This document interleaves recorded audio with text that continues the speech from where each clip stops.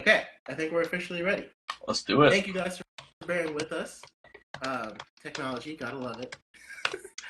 Uh, but today we are talking about NF's latest album, Hope. I had the pleasure of seeing NF for the first time at the Spectrum Center when he came by in Charlotte, North Carolina. But before that, it's been a minute since Josiah, Pait, and I got to connect because we actually grew up together and went to the same middle school and high school, right? Yep. Yeah, yeah. So how you been, man? How's life? It's been good. I've been through a lot. I've made the journey from Florida to Georgia to Ohio. So, me and my wife moved up to Ohio. It's almost a year ago. I have a job working at a church up here in Northwood. I'm a music director, and play piano, for a living. So it's been fun, and we're happy here. I know Ohio gets a lot of hate on social media for some reason, but I promise Oh, Ohio is not as bad as people say. Okay, it's been really great so far. So well, I'm glad you're enjoying it so much. Yeah, yeah, that's really nice. I live in Charlotte now, so we both, ended up. I still end up going back to Florida like once every quarter. I'm actually going to go to Florida literally tomorrow to go see a concert with Ty. We're going to go see the Silver Sun Pickups. But yeah, and we like it up here in Charlotte. And it's really cool to be able to see like the way life has taken us on like such different yeah, paths and where yeah, we ended for up. sure. So yeah, yeah. But let's dig into this NF album. Now, first of all, we have to talk about why you're so qualified to talk about NF's latest album. So, what do you think of when you think of NF? Like, have you been a fan of him for a long time? Do you like his music? Like, what makes you want to do this album? Talk about NF's album. Well, let's see. I first discovered NF not even from his original music. I first heard it from a guy called Flame.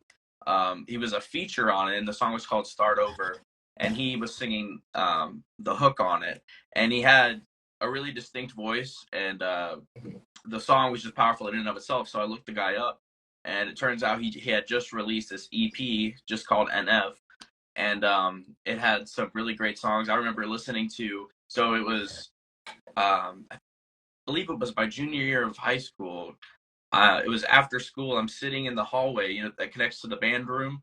That hallway there, and I think we're waiting for a football game. It was a Friday marching band, and I go on YouTube and I type in "All I Have" by NF, and that was the first time I heard this song. And it's like him in like an all white room, and he's like rapping, going hard, and I just remember just being blown away because growing up for me, I mainly listened to Christian music and Christian rap. I was just getting into that, and to have someone rap that intensely was not really done in Christian music. It was kind of a taboo thing. And then when I listened to his EP, and then later on Mansion was his album after that, he tends to write about some dark things and to be really open about his feelings. And for me, I had never really seen that done, especially from an artist of faith, because we're told a lot of times, hey, you don't want to be telling people that stuff. Like, you don't want to be, you want to either Mm-hmm. put that to the side, or you want to, you may to go get some healing, or like, I don't know, something you just Pray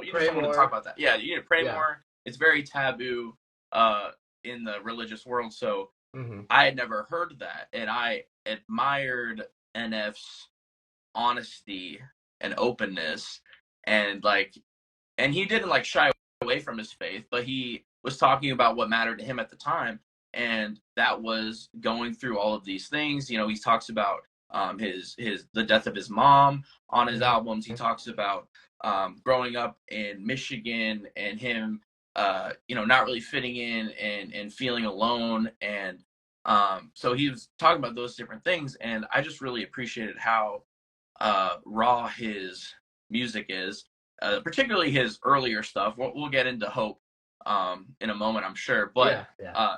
especially in those early years, you see this kind of dark, um, dark tone, which just was so not what people expected from his genre of music at the time. So that's what really drew me to him.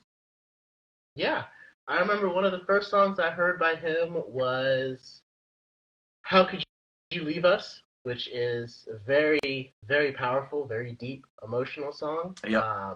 About his mother's struggle with opioids, and I remember listening to some because like I used to listen to some of his albums, and I was like, and I know your style was kind of similar to NF, and most people when they hear NF, they're like, wow, he kind of sounds like Eminem almost. Like that's like the number one comp for him.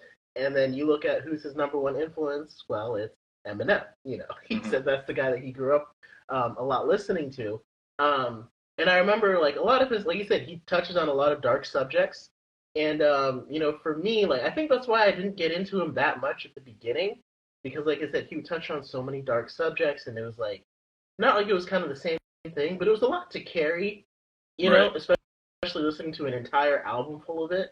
Because like How Could You Leave Us? It was a powerful song, but pretty much on a lot of his albums, like every song is kind of like that level. Yeah. And it takes a lot to be that open and be able to speak about something that's that personal. And if I ever got to that level, I would like to be able to feel like I could speak that personal to things that have happened in my life. But that takes a lot to be able to do it. So now we're delving into his latest album, and that, of course, Hope. I'm on my way. For those of you guys wondering, I'm looking at two screens, so if I keep going back and forth, like this is my Instagram and this is me talking to Will, so that's why I'm looking in two different directions, in case you're curious. Yeah, just in case you're wondering. But no, that was a perfect way to just like that song was that was a great one on there.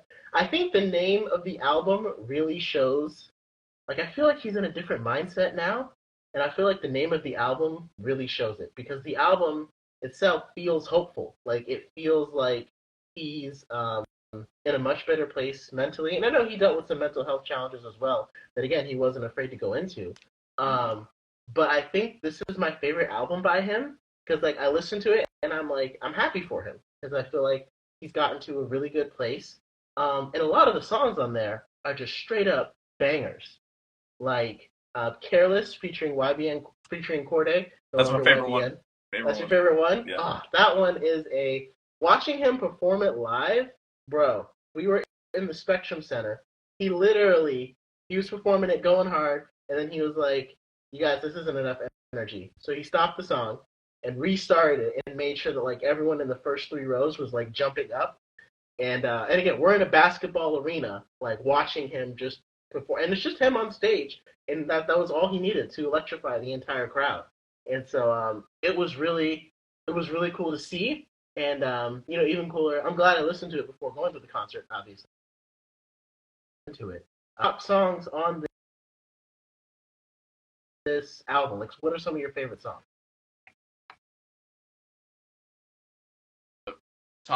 The tippy-toppiest one, I know that's not a word, but I can't think of the right word right now. The one that I like the most is Careful. I love the line where he was like, called up my dad, told him you want to retire, do what you're good, called up my grandma, told me it's time to get out of that basement and get you a crib. Like, man, I love the fact that he's like, yeah, I'm famous, I'm making money, but guess what? I'm going to spend it on other people. And he's like, I was talking to God, I didn't hear what he said, but I heard what he said, because he's like, if you see how I'm living, the answer is obvious. Like, if God's blessed me this much, I'm going to go out and give and bless the people around me.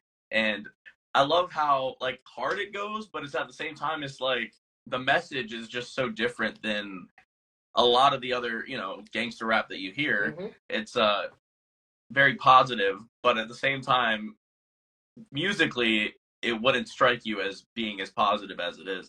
So that's my top favorite song. Second one is Mama. I'm a sucker for the heavy emotional music that he has. And I feel like that, by far is his most intense one on that album. And I'm glad he says he finally forgives his mom in that song.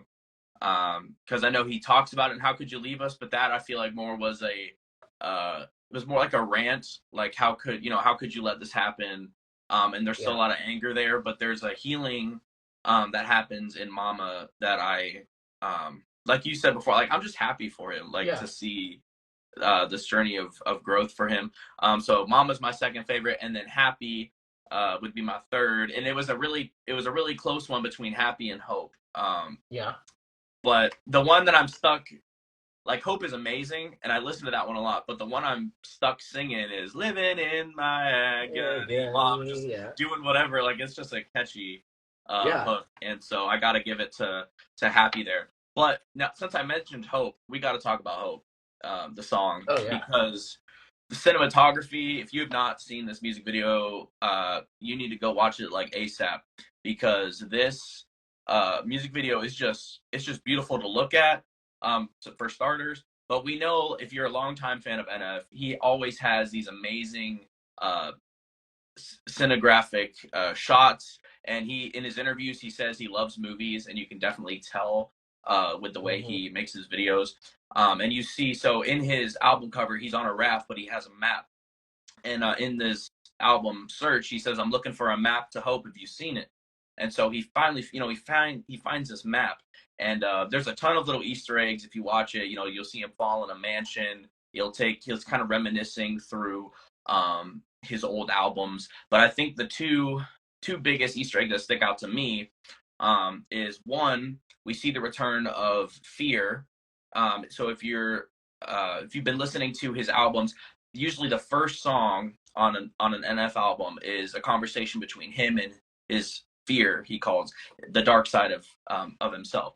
And so we see in intro 3, it appears that he killed his fear. He buried him.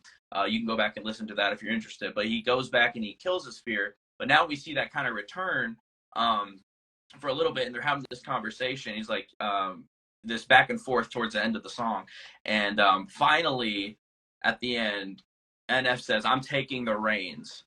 And so now that throughout the whole album, you see that spread, and you see Hope begin to show throughout the whole album. And it just gets me excited to see where he's at in his life. Like, he's a new father, I believe.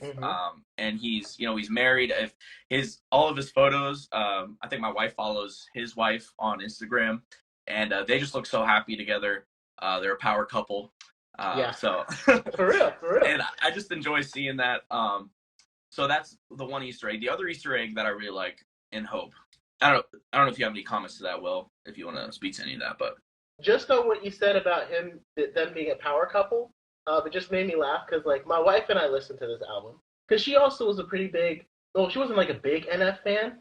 She was like, I like his songs. She's like, I like his voice, but, like, she doesn't, like, again, some of the darker songs are, like, harder to listen to over and over again. Yeah. But there's a line, I can't remember from which song, but he's like, I love when women will randomly text me and be like, hey, I'm pregnant with your kid. Yeah. And he's like, what are you talking about? I don't sleep with random women. I'm married to my wife. So, like, it's literally not even possible. Right. And, like, she loves that line. And I love it, too, just listening to it. Because it's, like, again, like, there's not really a lot of rappers out there bragging about how many women they don't sleep with. You know what I mean? Like, that's what NF, he's literally bragging about it, and I think he has every right to. So when you mentioned power couple, I'm sure his wife was agreed with that sentiment, with that line in the song. Yeah. So yeah, I thought that was a cool touch, especially like the special effects they use when it's like him and his dark side. I think this is something new that they had in this music video. You didn't see it as much in the old ones. You had like the Joker smile. He had, I believe it was either Perception or Therapy Session. But now we have, like, they did the makeup and he looked like a zombie for a few seconds when he's talking to his dark self. I thought that was really cool. But the last Easter egg I wanted to mention was, so it starts off, let me see if I can find it in my notes here. So this is a reference back to his song Why, but he starts off by saying, what's my definition of success? Listening to what your heart says. And that's a reference back to Why, which originally was released as a single. And in Why, it starts off, what's your definition of success? I don't trust the thoughts that come inside my head. And it's like him questioning everything. Now, this is my personal fan theory. I don't know if it's true or not, but I believe that Why was actually NF's Dark Side writing that whole song, because it's him being Okay. negative and it's him questioning everything. And it starts off with too many faces, too many faces, too many faces, and it ends with too many faces, too many faces. So I believe like this is NF being like bipolar, and this is like his Dark Side rapping. Which, if it is, that is the most freaking creative thing I've ever seen, and it's just so cool. Like I love the themes, I love the balloons that he has in his music videos. I love the white and the dark. Like, oh, man, it's so good. I'm so glad I was able to get you on here to talk about this because it's always better when you have someone that's so passionate, like the way I am talking about like a Lupe Fiasco album. Yeah. I could I have the same theories about like Tetsuo and Youth because I've examined that album like 10 different times. Mm-hmm. And yeah, I agree. I mean, like I said, he's probably one of the more creative artists out there. And if you have not seen the music video for Hope, first go watch it, and then after you watch it, go buy tickets to his next concert so you can see it on the screen while he's rapping it live. Because that's what I got to do at the Spectrum Center, and it was awesome. There is no other experience to substitute for it. I have to ask a question. So I know in Perception he was in a so the theme was a prison. He had a prison on stage. Did he have any elements from Hope in his live performance that you saw? Like, was there a raft, or like was there a map, or like that you remember? Do you think he brought out the shopping cart? Okay, that would be from. And I think that was it. Yeah. That was, okay. So yeah, he brought out the shopping cart, and then he did a cool thing where like he ran to the other side of the arena, and there was like a small stage set up, and it was right before he performed Gone. Okay. So like everyone that was in the back got to see him up close, and like he was running through the crowd at one point and just had his hands out and was like dapping everybody's hands while he went back to the main stage. And it was just so cool for like how connected he was with his audience. And I think we actually got a participant question here about what do you guys think about artists that use multiple personalities in their art. So I'm gonna let you take the first crack at this one, Josiah. What do you think about those kind of artists? It's hard because I personally enjoy it, and you really have to have a fan base that understands you. Like, so for let's say Eminem's I'm not super familiar with Eminem, but I know he has multiple personalities. He has Slim Shady, what's his other one? Marshall Mathers. Yeah. Mm-hmm. So he has these different personalities. Now, if your fans don't understand that, then it sounds like you're indecisive as an artist. Like, if I was to come out with an artist, if I was to come out with a song that was talking about stuff that was so out of my character, I think people would either think, one, this guy has lost his faith, two, this guy is just confused. Like, I don't know. I think it would just confuse a lot of people. But granted, I don't know. It would spark controversy. I mean, it would definitely I don't know. I just don't think you should do it unless you have a following and people trust you enough to do that stuff. Unless you do what NF did, which was brilliantly done. You started at a low place, so then people can follow your journey. Mm-hmm. Like if I all of a sudden started posting, "Hey guys, I am like songs about this. Like, I am extremely depressed. I hate my life. Blah blah blah blah blah." You would think I'm declining as an artist. It'd be hard for it would be a journey, but it would be a bad journey, right? So I think if you're gonna go somewhere, you have to start at a low place, or you have to start with the goal in mind. Like, I'm sure NF, like when he was first talking with his producers and stuff, he probably knew where he was going from the beginning. Like, maybe not exactly, but hey, it's like, I'm gonna start off like this, and I want to end up like this, and take my listeners on a journey. And I know that because there's Easter eggs, like I said, all throughout of his songs that he continually pulls from, like just that you could tell that this was the plan from the beginning, which I think is, again, just brilliantly done. But then again, I'm like a NF. I would say I'm like a more of a fan than the average listener, and so you really have to care enough to, I guess, discover these things. Yeah. But no, I think you're right. You got to do it. You either have to have a plan for it, and you really got to commit to it, and it's really got to be it's got to be for the art, not for the commercial side, in order to successfully pull it off. Yeah. Like, to me, Eminem is one of the few artists that has successfully pulled it off. Like, Tyler the Creator has, Beyonce kind of has, but like Rick Ross like tried to say he has different personas, but it's like you sound exactly the same. Like, there's no like different persona when you're rapping or anything like that. And sometimes it feels like people will do it just to say that they can. Yeah. And like I even tried it a little bit, like to come up with some different ones, but like I realized a couple of things. Number one, I'm not that complex, so I don't have that many layers to tap into, and so that makes it hard to like come up with that. Because again, being an artist, like it's very different than being an actor. Like, because an actor can just take on a character and put on a new role. So really, an artist, like you think an artist that was an actor could do this very, very well. But in order for people to connect with art, usually it has to be very authentic. And so it's hard for artists to put on like kind of like a role in their songs. Like I have to tap in to things that have happened to me, experiences that have happened to me. I remember I was writing an EP called The Real Life that was it was really sad. Like, it was talking about some of my deepest, darkest moments, and I wanted to put it into a project.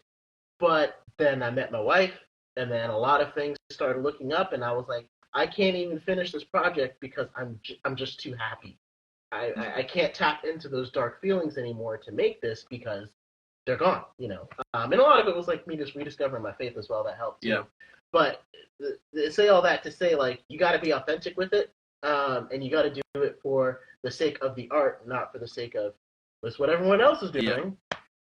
Yeah. And I'll say this, I had tried to do a smaller version of that. So if you listen to my album Who Am I, it starts off with a NF style intro, like who am I when the lights fade, and who am I when I turn off the music and I'm left with myself, what do I think of myself? And then it goes into Pray for Me, and it's a cry for help, like, hey, I'm making music but I'm not making any money, and I want to do what I love but I can't support myself, and so throw up a prayer for me. And then the third song is me saying, I think people are fake, but God, you tell me this, but I feel one way but you tell me another way, which way should I go? And that song is Give Me Faith. And so there's this progression throughout, and it ends with songs about royalty, like who God says we are. And so and I believe it ends with Grateful. So it starts off with me questioning myself, and then it ends with a song of me thanking God for who I am. Thank you, God, for where you've placed me. And I may not have everything I want, I may not have the nicest house or the nicest car, but God, I'm grateful, and I'm grateful for the people that have supported me this far. And so I tried to do kind of a journey, but it's not like so out of pocket to where people are like, who what's going on. And I'm not even sure if people caught it. I hope they did. I know a lot of people have told me over the years since I released it that they've resonated with Pray for Me.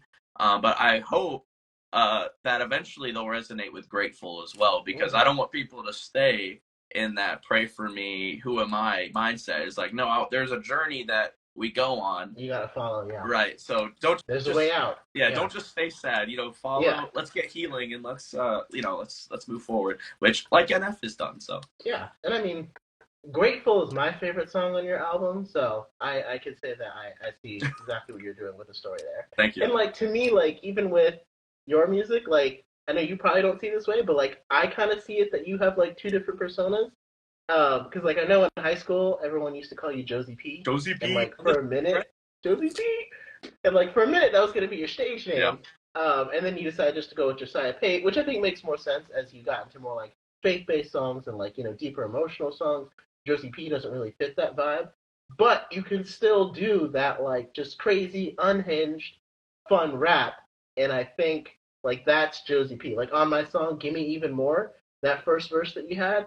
And you're like, hey, I'm bringing boom back. Now it's better than ever. I'm like, that's not Josiah. That's Josie P. That's Josie P who came back to remind everybody how good of a rapper he is. So like to me, I feel like you have almost like two different personas. It's like two different mindsets almost. Because like, that's true. So, because I can kind of, like, if there's, yeah, if, because my personality is not to brag about myself, and I feel like with rap music you kind of got to do that a little bit. So I guess I have do to, kind of yeah. channel that energy, when I'm doing that. But hey, we got another question. It says, I saw a petition for some type of designation on albums with music using autotune. Y'all's thoughts? Um, what do you mean by designation? I'm trying to understand his question here. Mm-hmm. Um, Because, like, I feel like there should be a designation for songs used with AI now that we're at this weird point in the music industry where people can make tracks with AI, like Drake did with the Snoop Dogg thing, that didn't go over very well and was kind of lame. But yeah, because I don't know, because autotune has been used since, I mean, the 90s, I'm pretty sure. yeah. Like, it's been used for a very, very long Wait, so time. are you Um, saying there should be an indicator that said, "Hey, this song was made using autotune or AI"? Is that what he's asking? excellent Like, question. okay, Yeah. if that's what you're asking, I think not autotune, but AI. Yes, But there yeah, should be. yes, I agree Yeah. with you there. Yeah, Um. yeah, because I think like if you'd be surprised how many songs you think don't use autotune, but they do. And it depends on what you want to define as autotune, because there's pitch correction and then there's autotune, and Mm-hmm. there's not a single artist that I'm aware of that doesn't use pitch correction. Like, even if they're Yeah. the best, if they have perfect pitch, like pitch correction just puts a polish on it Mm-hmm. that you um that your ears are used to hearing. So it would be odd for someone just to not use that. Yeah, here he responds. He says the idea was apparently that some people don't like finding out a popular artist doesn't sound good. Oh, Yeah, and I mean, and in that part, it's like you're right. Like it does feel like unfair to find out that a popular artist doesn't sound good without autotune. But there's that key word, popular. Like while they may not sound as good with music, because they're popular, that's why they're out there. Like they found a way to get popular, and that's an aspect to it. Like being popular is a part of it. You can have all the talent in the world, but if you're not likable and you're not popular, you won't be at the same level of somebody who is. And it's sad, but that's a fact. What happens if you want that fame and you want that popularity, fortune? Like you gotta be able to be popular. It doesn't really matter if you can sing anymore. You just gotta be yeah. popular. Like, And to be fair to these singers that people say they can't sing. So first off, people love to tear down other artists and stuff on social media. I saw a video where it was like, I think it was Carrie Underwood, and it was her at a concert, and she missed the note, and they're like, mm-hmm. see, Carrie Underwood can't sing, like she's horrible, and I'm like, no, she can sing. Yeah, She just had a bad night, and of course they picked that one time where their yeah. voice cracked. I can't tell you how many times where I'm singing and uh my voice will crack or something during a song, and people don't hold on to that in real life. It's only like, I don't know, it's only on social media where people obsess over that stuff. Like, everyone has their bad days, and Yeah. that's that's why people go to live concerts. They want to see the artist raw. Like, they want to see them. If they wanted to just get the perfection, they would just stay home and listen to music, because the music's edited Mm-hmm. and it's chopped up, and it's there's added effects. And so if you want that, then you just stay home and listen to your music. But if you want the raw, you want a real artist, then you got to expect that kind of stuff when you go to a concert. My opinion. Yeah.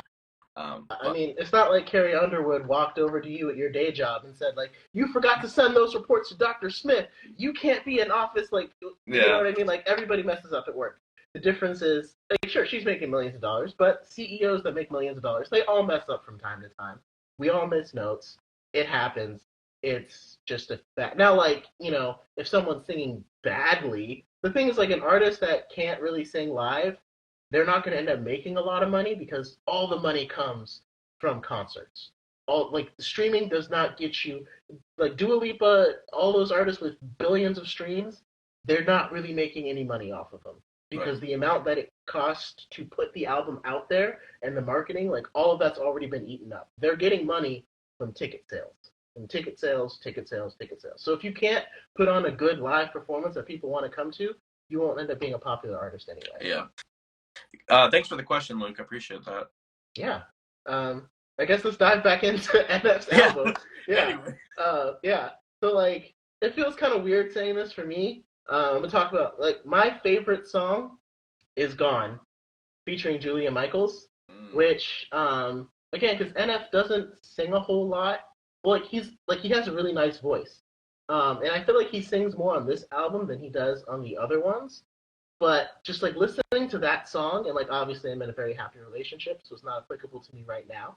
But I was like, it took me back to high school, and like I never even dated anyone in high school, but just like like that feeling of like when you first like somebody, like Yeah. it felt so relatable, and I felt like I was back there, and every time I listen to that song, it's like it takes me on a journey, and like he's not doing, and I think I love it because he's able to connect, and like NF is not doing like a whole bunch of like crazy voice runs or like like all the stuff like other people can do. He's just singing and it still connects with you so much. He's just singing the pitch of the note and it carries across. And I mean, and I think that's just why I love it so much, and that's why it ended up being like my top song. Like it's the one that's still stuck in my head that I still sing over and over again.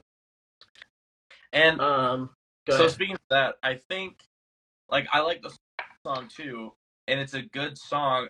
It's weird that it's an NF song to Mm-hmm. me because it sounds like something you would hear on on the radio, which I'm sure maybe this was one of his songs he made for the radio. But I guess this will kind of lead to my review of the album. So I think it's a solid album, obviously, because it's an NF album and I enjoyed it.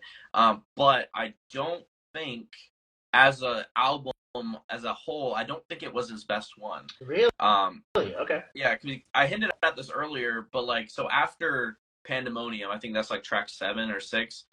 It really just begins to drop off energy wise and uh just like him sounding like NF. So it begins to go like into this more poppy, more kind of generic. Like it's good, but it's kind of like you get into these relationships like in Gone or I'll die for you, which that makes sense because he's married. But with Gone, it's kind of like maybe he's writing about a lost love or something. But it's just kind of I don't know. It just doesn't feel like NF, and I understand why maybe he's doing this because if he's not gonna write about being sad and depressed, what is the other option? So I think he's trying to figure out what to write about as kind of this newly healed artist, and it just kind of for me it doesn't hit the same, and it doesn't his heart's not in it as much as it is with these angry and emotional songs. But like the songs are good and I listen to them. Like I said, like Happy is one of my favorite ones on there, but it's not necessarily I don't know, it just doesn't it's not what I'm expecting when I want to listen to an NF song or NF album. But I maybe kind of get what you maybe mean. that's a good thing. I don't I know. kind of get what you mean. Because again, it's like once you remove like, it's kind of like almost similar to like Chance the Rapper and The Big Day, because like once you like Coloring Book was kind of it was heavily influenced by his faith and like gospel album, but like once Chance the Rapper like stopped doing drugs and he didn't do any songs about them on The Big Day, it was kind of like, is he running out of topics to talk about? Because like a lot of Yeah. the songs seemed subpar because he was doing something very different from what like we're used to hearing from Yeah. him. And like maybe NF has to like polish that side up because you're right. Like as much as I liked Gone, Bullet was just kind of like, oh okay, that's nice, but like moving on. Like it wasn't like a I didn't feel the same way as I did with Gone. And like Bullet is obviously a very happy song or a happier song about being in a good relationship. And Gone is kind of about like the one that got away. And I'm like, maybe channeling that emotion of happiness is like hard for him to do right now. And like it's easier to channel like angst and loss for him because that's what he's used to, his artistic style is used to. And that's why I really like I like the motto a lot. The verses Yeah. on it, like I feel like they were okay, but just the hook is so catchy, and like he's just talking about like just his relationship with fame, and I really liked it. So maybe that's like a something he'll lean into Yeah. again, because the motto is one of my top songs, and then probably Careful. I really liked Running towards the end, just Yep. like all the different melodies Mm-hmm. that were stacked on top of it. Yeah, I thought that one was really good too. So I think overall, like this is probably my favorite NF album because I finished it. Because like I said, earlier, all the other NF albums, I was like, man, this is really dark. Like, I can't afford to Yeah. do this. But this Therapy one I've sessions listened to like, multiple times. how are you gonna tell me you're gonna slaughter my family? It's like, okay, a It's lot. like, ouch, man. Like, yeah. But Talk, yeah, no, still a fantastic album. yeah. Talking about you talked about the motto. The music video for that one again. I thought that was a good one. That was more like comedic. If you watch the music video for that one, but it's like him being like dragged out of the award shows, and I think now speaking of topics for him to write about, that could be an angle that he hasn't necessarily touched yet. Where he doesn't fit in with these Hollywood elites. Yeah, because he really doesn't. Yeah, and so like he talks about in the song, like, I got my feet propped up, I'm sleeping while these award shows are happening because I don't really care. I'm going to do what I want.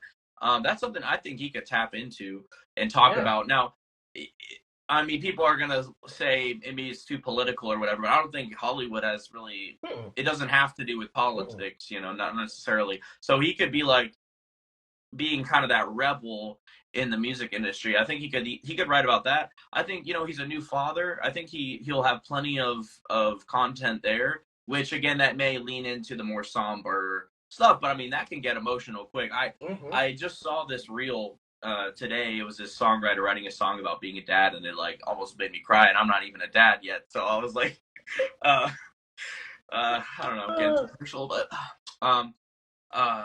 so yeah, he's got plenty of content. I mean, he still I think has enough of his past that he hasn't written about per se too. Like we've really just scratched the surface, I think. So I think this was a good step in the right direction for him being hopeful and him changing the genre of his music, because I do think it was a necessary change.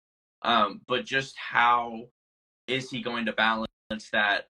Okay, I'm known for being a serious, intense, angry, but emotional, putting my heart into my music rapper. How can I channel that into something positive? Is going to be the real challenge that I'm looking forward to seeing with NF in his music. Yeah, and like I said, I think you're right. Like he has one of the most unique perspectives to speak out, not necessarily speak out, but to just stand out from like the Hollywood crowd. Because I mean, this guy is selling out arenas, right? But like when it comes to his personal life and stuff like that, it's all very like tidy, which is unusual for Hollywood stars. Like he's married, he has a kid. There's nothing, there's no like scandals or anything going. Yeah, exactly. It's just he's just kind of living his life, but he's carved out this huge, large audience that most people would say like, oh, your personal life isn't interesting enough. But he's continuing to sell out things. So yeah. I think I would love to see him take that perspective on it. We'll probably head towards the end here, so we got a couple of things we want to touch on before we sign off. First thing is, so Josiah and I tomorrow we're going to release our cover of When I Grow Up, which is one of my favorite NF songs that I decided to cover. So like, how did NF's music and your own journey inspire your verse on that song that you guys will all be able to hear, not today, tomorrow? Well, NF's not only inspired in this song, he's inspired most of my music. Wow. Even from my very, very first EP that I came out with called Crossroads. I almost forgot the name. I'm a good artist, guys.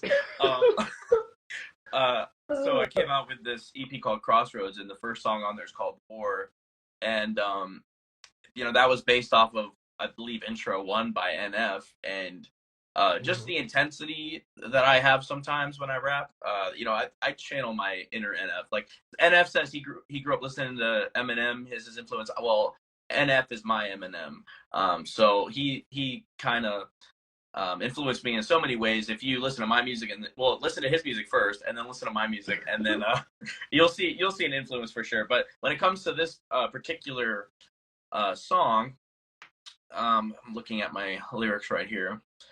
So we talk about NF talks about himself, growing up, and then his music video talking about, he's working at fast food. I actually, worked at Wendy's.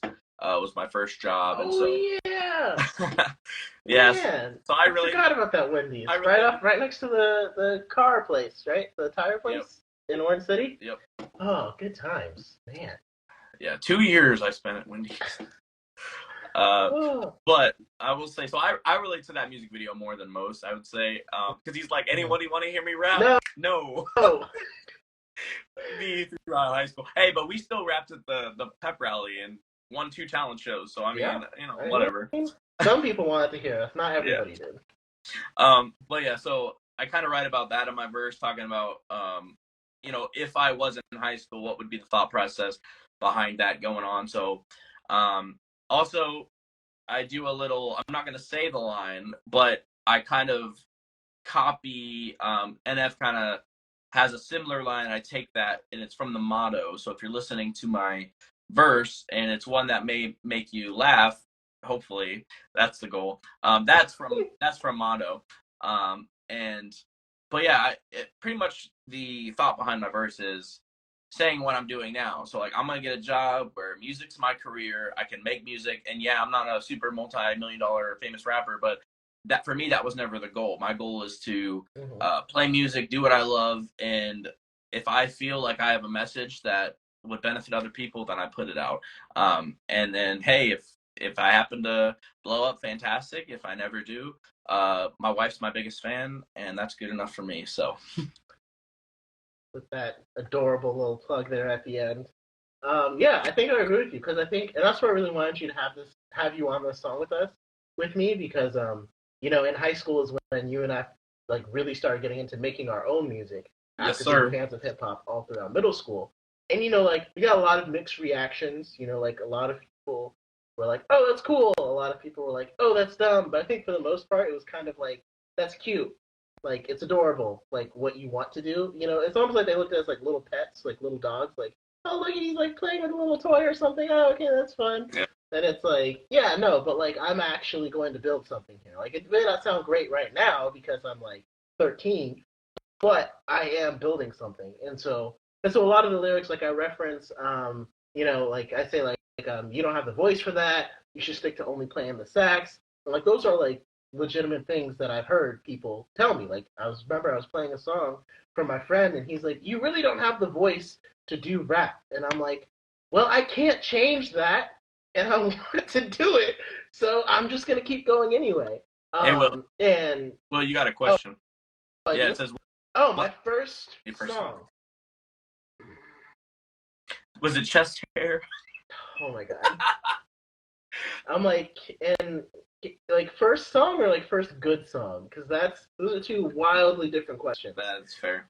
But I think my first song was actually Old School Love, where I did a cover of Lupe Fiasco's Old School Love with Ed Sheeran. If I'm not mistaken, that was the first one. Because like the way I started in rap, like I used to listen to a lot of rappers that I really, really liked. First song, Pilot, very first. Oh, so I can't do the first good song. Okay, very first. I guess that was it. I wish I could say I still had it, but I do not. It's somewhere like deep in the cloud, somewhere on the internet. I don't know if you'd be able to find it. But like I used to like scribble out rap, like curse words in rap because I didn't curse growing up. So I could rap the verse, and then I started scribbling out like whole phrases, and then from there I just started writing my own. So it's like it's hard to imagine like what's the first one I've written, but like the very first song that I think I produced, I think that was it. It was not Chest Hair.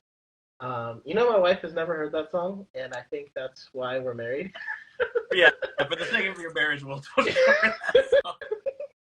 And like Ty and stuff will like reference it all the time, be like, "So, okay, you never heard Chest Hair?" And I'm like, and she never will, and she never will. So yeah, so I think well, and like the first song that we did together, I think was "Clap Your Hands." Yes, sir. Okay. Now let me ask you this because, and then we'll get to me because Caleb just asked me. But what's your first song released that people can still go back and listen to?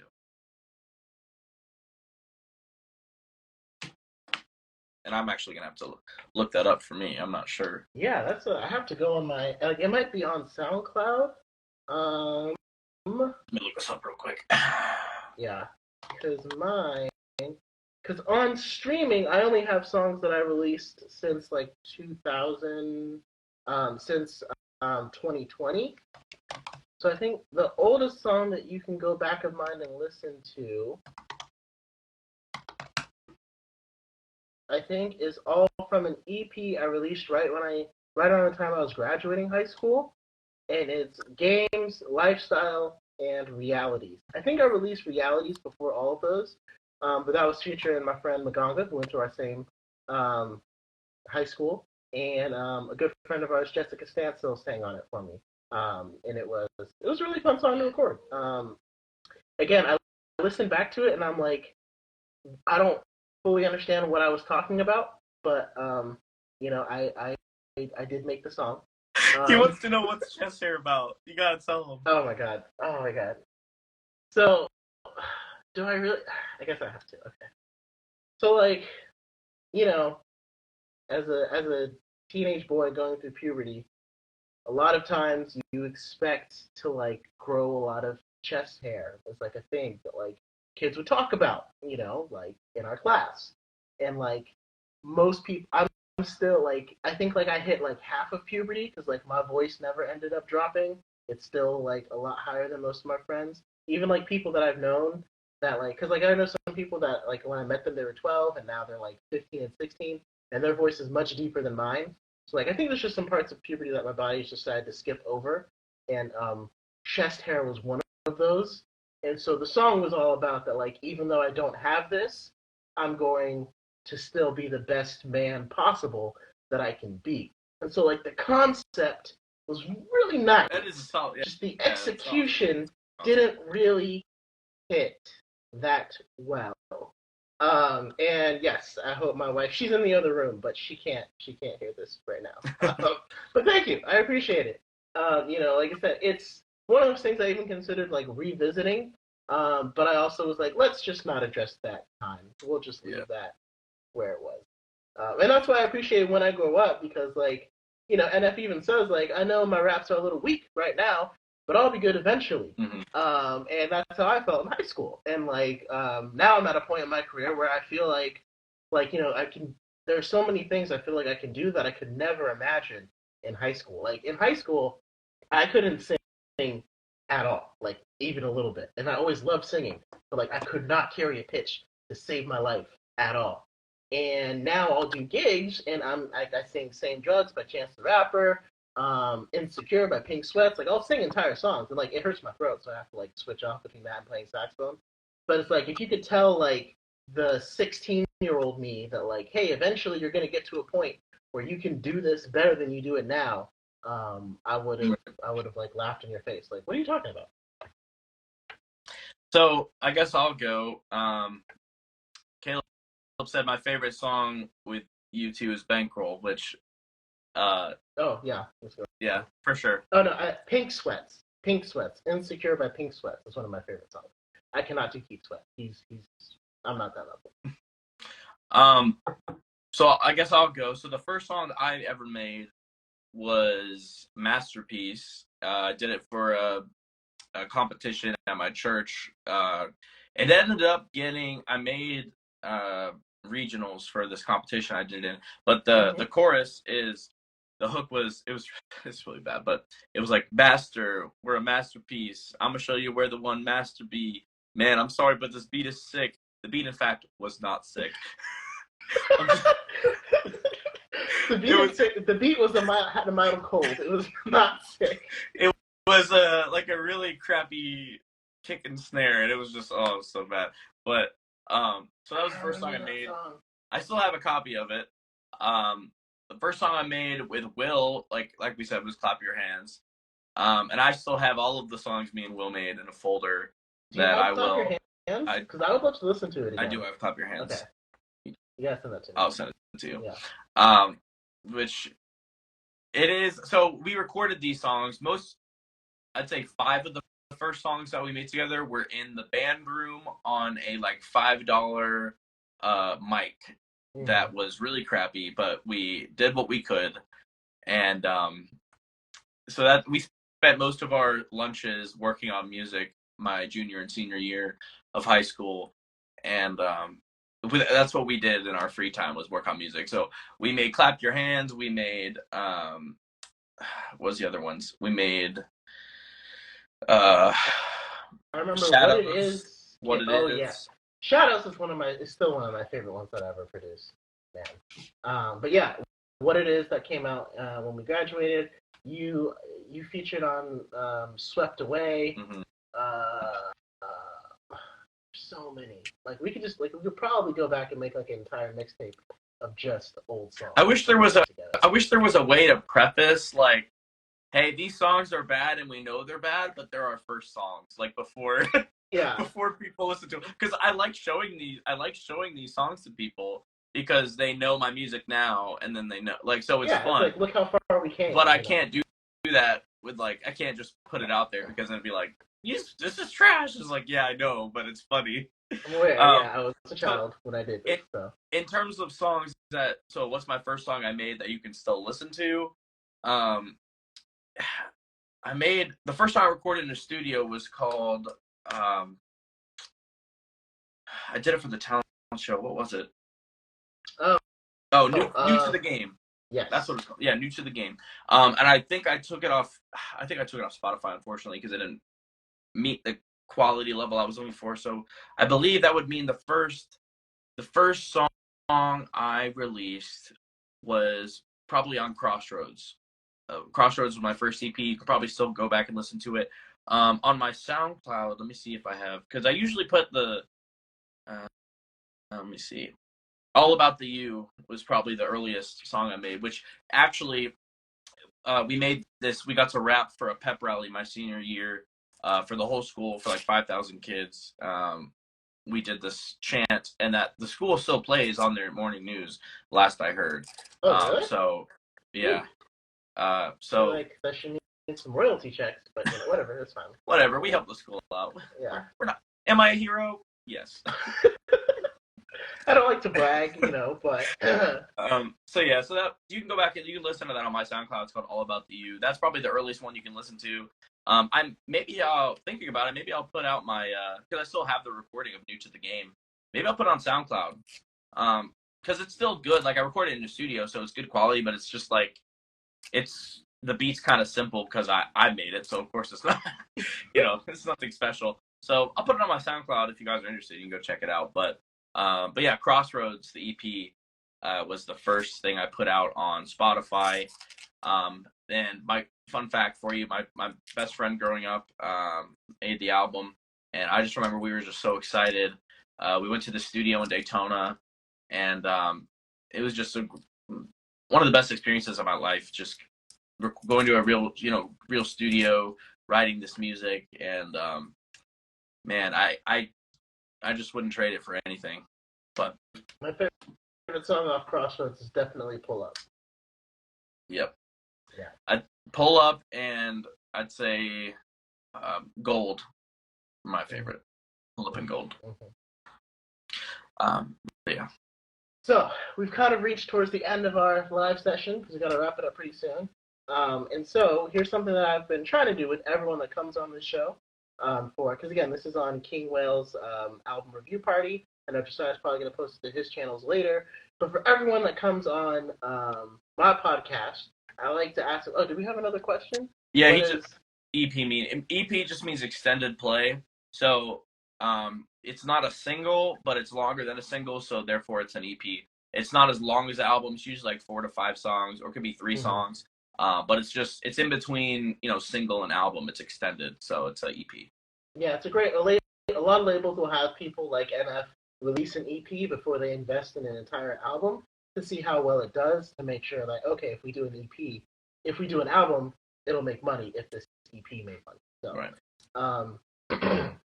So the what I'm going to send off with is, we did this concept, and I did it with Ty. Like, I heard it on like a random, like, I was just scrolling through Instagram, wasting time. And the question was, if you could create a musical supergroup of 4 artists or musicians, and they don't have to play specific instruments, it can be whatever you want, who would you put in your group? And so, like, I asked Ty, who usually hosts the podcast with me, and I asked Caleb, and, like, for my group, just to give some context, I chose to have Questlove from The Roots on the drums. I had Ty Dolla Sign playing bass and vocals because he actually like bass guitar is his number one instrument. Terrace Martin, who's a huge influence of mine, playing keyboard and saxophone and vocoder, and he can rap a little bit. And then Lauryn Hill on lead vocals, whose album, The Miseducation of Lauryn Hill, is my favorite album of all time. So to get Josiah ready to jump on the episode, I asked him earlier, and now it's time to let the people know if you could create a musical supergroup, which four artists would you have on it?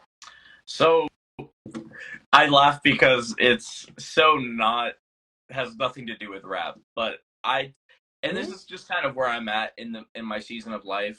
I've kind of been listening to I've kind of been in really for the past couple of years, but like folk and alternative type of music. So with that said, my band would consist of John Mayer on electric and slide guitar. Okay. Johnny Cash on acoustic and keys, because he does play little keys, and then vocals, and then Noah Kahan on banjo and vocals. Noah Kahan is very good. And then Marcus Mumford on stomp box and also acoustic, and singing, obviously. And so, and here's my reasoning. So Mumford and Sons, particularly, Marcus, because he's like the frontman. They have such beautiful lyrics, and the way their songs are written, you have to listen to them, I mean, probably 100 times to understand what they're saying. They're very poetic and deep, and Marcus has a very, distinct voice, and he also has like some really, I don't know if it's him, but like his band has really good strumming, which is, I love a man that can strum. So yeah, he can strum really well. And Noah Kahan is great also at creating these songs that are very atmospheric. Like a lot of them, at least on his album that he just came out with, it's a lot of songs where you listen to on a rainy day, and if you listen to them, it's like they're so good they'll make you rethink your whole life. Yeah. Like they're really these introspective songs. A lot of them are about like living in the north and like small town living. And I just really like the way he sings. He has a good like falsetto and a good like upper register that I think is really unique for male singers. So I would definitely have him on there. And then Johnny Cash, obviously, he's a legend. Him and John Mayer both known for their kind of bluesy sound, but John Mayer is more like, or Johnny Cash is more like these like cowboy rockabilly type of music, and he's got again just a distinct gravelly voice that I think might blend nice with Marcus's from Mumford and Sons, and so I think he would be very good. And then obviously he's just a great storyteller. If you listen to a lot of his songs, they have stories like "Hung My Head," "I've Been Everywhere," "Ring of Fire." I mean, they all got stories to them. And then John Mayer, again, I don't know a better guitar player than John Mayer. He's probably one of the greats. You listen to his live album, Where the Light Is, he's just phenomenal. And so I think they could do something. I would just love to hear that if it was possible. But obviously, Johnny Cash isn't alive anymore. But that would be my dream team. All right, yeah, I love that. And like how you mentioned, like you just kind of find yourself in a different space. Like, ever since I got like when I was a kid growing up, like I would only listen to rap. Like if it wasn't rap and like it wasn't jazz, like my band director wanted me to listen to more jazz, I really wasn't listening to it. Like that was it. And like some of the R&B that I grew up on, but like it was rap. Like it had to be rap. But like as I can't even say older. When I got married, I started listening to a lot more pop music and stuff like that, such as Noah Kahan, because he's done a lot of songs with like Chelsea Cutler and Quinn. I don't really know how to say like but like Quinn XCII. And like, cause like my wife really liked him before he got super popular. Cause like he just got like super popular this year, like absolutely blown up.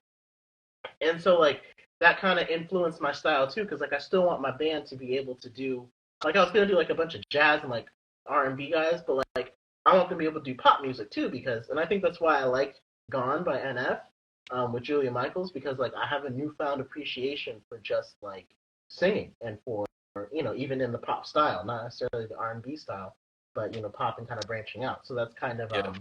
It's not to take up too much time, but it's really interesting how uh, I've been seeing these videos, and it seems to be like so. The more you learn as a musician, the more you tend to want to throw in all these licks and do a lot of play a lot of weird chords and do a lot of runs and stuff like that. But the real art is in what you don't do, Yeah. and so it's like holding out these long notes, with the voicings of the chords that you play, and just keeping it simple to let what the music calls for, to let that lead instrument shine. I mean, that's the real art. That's what makes musicians musicians, and that's something I'm just discovering. And I've been playing music forever, but the whole concept of balancing and mixing and letting the right instrument shine at the right moment is what really makes the musician. And with pop music, I mean, it's not jazz where things are like happening all the time, but it's like yeah.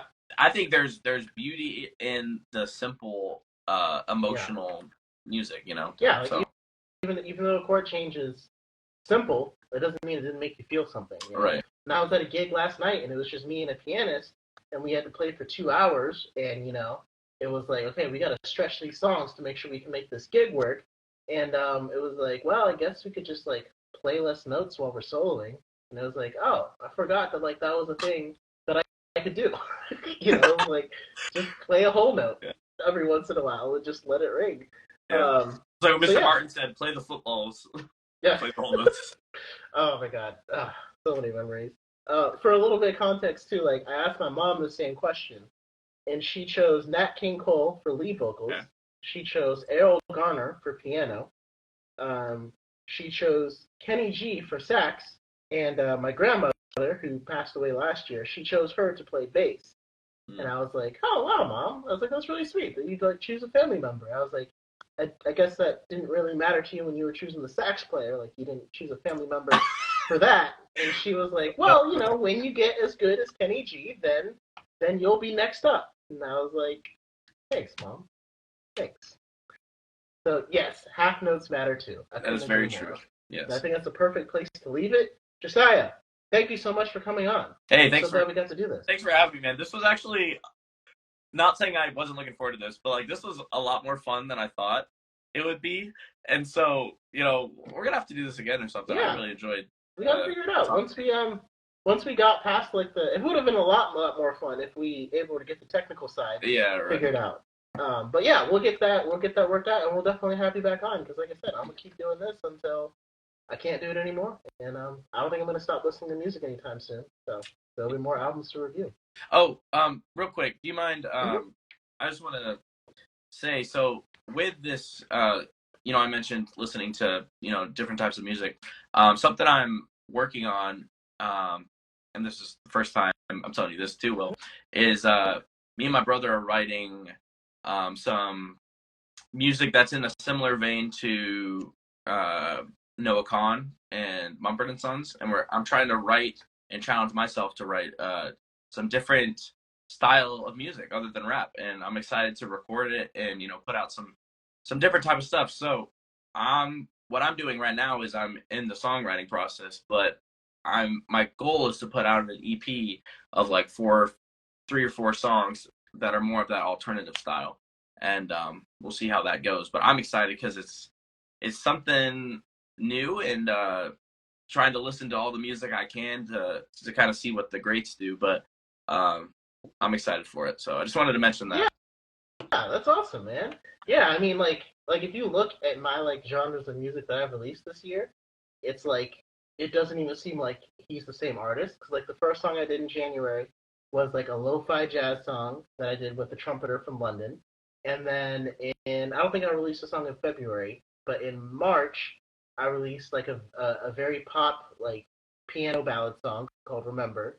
Then in April I did like a throwback R&B song called Tonight, which was another collaboration with some with the artist that I met online. What else did I release this year? I'm forgetting my own catalog. Man. Was that the song, Do You Remember Burning Like Embers? I really like that hook. That was good. Well, thank you, man. Yeah, that was a good hook. And I feel like expanding, like, that's one of those, like, that never would have came to me in, like, high school. But, like, once I got married, started listening to all this pop music, Noah Kahan, Chelsea Cutler, people that my wife kept suggesting. Justin Bieber was kind of a huge influence, even on this song, his last album, Justice. And, like, I would just be sitting somewhere, and the hook would just come to me, and I would just, like, pick up my phone and be like, do you remember? You lit up like embers. And I would, like, record myself so I could, like, use it later on. Yep. But yeah, it's a whole range of styles. And, like, the next song I'm releasing, the last one I just did was After All, which was kind of like a introspective, like, kind of like rap and pop with Justin Mola. And I guess this is as good a time as any for the big announcement, because my next single is going to be coming out in 2 weeks on June 28th, and it's called Unbelievable. And, Let's go. Have to see it when you hear it. So yeah, I'm Nice. excited to hear your EP, Josiah. Make sure you let me know how that's going, and we'll tap in with that. Yes, sir.